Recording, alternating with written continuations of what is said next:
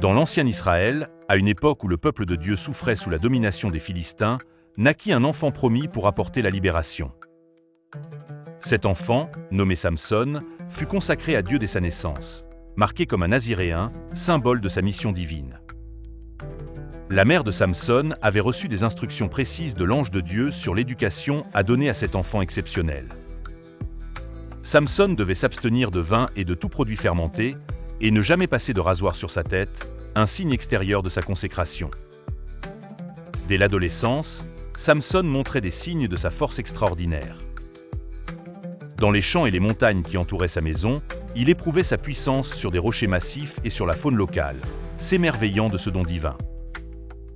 À travers ses exploits, il devint rapidement une légende parmi son peuple, une source d'espoir face à l'oppression philistine. Sa force semblait être sans limite tant qu'il demeurait fidèle à ses vœux sacrés, notamment celui de ne jamais couper ses cheveux. Samson devint célèbre pour sa force prodigieuse. Une fois, avec ses mains seules, il déchira un lion qu'il avait attaqué au bord de la route. Un autre jour, seul, il terrassa 1000 hommes avec une simple mâchoire d'âne dans une démonstration inédite de puissance.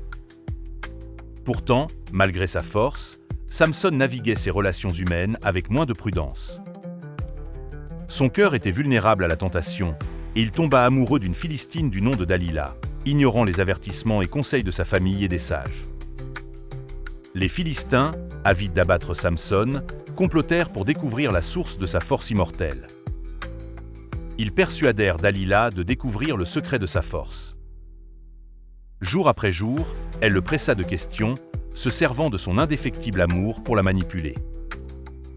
La résistance de Samson s'émoussa face à son insistance constante. Enfin, épuisé par son insistance incessante et emporté par la confiance aveugle qu'il lui portait, il lui confia que sa force résidait dans ses cheveux. Trahissant son secret, Dalila profita de son sommeil pour lui faire couper ses cheveux par un serviteur philistin. À son réveil, Samson se trouva diminué, vidé de son incroyable force, et fut capturé facilement par les Philistins. Il fut ligoté, ses yeux furent crevés, et il fut traîné dans la honte aux profondeurs de la prison philistine. Mais Dieu n'avait pas oublié Samson. Au fond de son humiliant abattement, ses cheveux commencèrent à repousser, symbolisant une renaissance de sa force perdue. Lors d'une grande fête célébrée par les Philistins dans le temple de Dagon, leur dieu païen, Samson fut exhibé pour amuser ses ennemis, un symbole de sa défaite pour eux.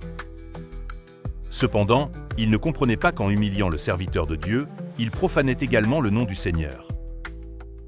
Là, dans un ultime acte de foi et de repentir, abandonnant enfin tout orgueil, Samson implora Dieu de lui accorder une dernière fois sa force pour venger l'indignité faite à son nom.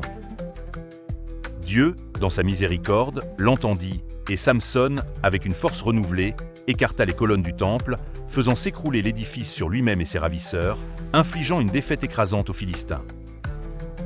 Dans sa mort, Samson triompha sur ses ennemis, réalisant enfin le but divin de sa vie au service de son peuple.